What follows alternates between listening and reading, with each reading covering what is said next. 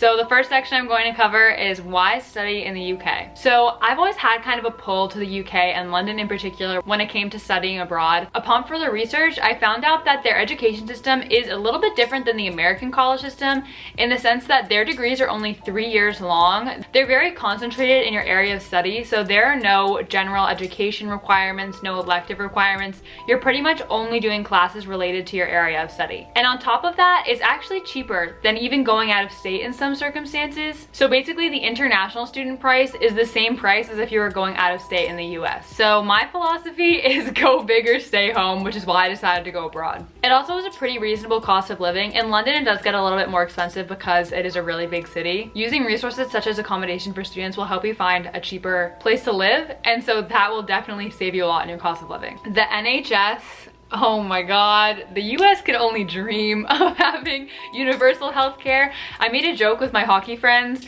that I really couldn't afford to pay for an ambulance ride, and the joke didn't land because they simply couldn't relate. If you're a European student looking to study in the UK, the Erasmus program is great. They also may help with your tuition fees or give you a stipend for your living expenses. I also really like the transportation. I think it's super easy to navigate and it's so well connected that I had no problem not having a car. I really got around with trains whenever I'd travel throughout the country or even throughout London. I'd always have a mode of transportation that I'd be able to take. London, I could make a whole video on why London is such an amazing city, but it's such a multicultural hub. It connects so much of Europe and the world, and also that means that you can travel really easily from London, and it's super cheap to go to other places in Europe and throughout the world. So if you're looking to do a lot of weekend trips while you're abroad, definitely London is a good starting point.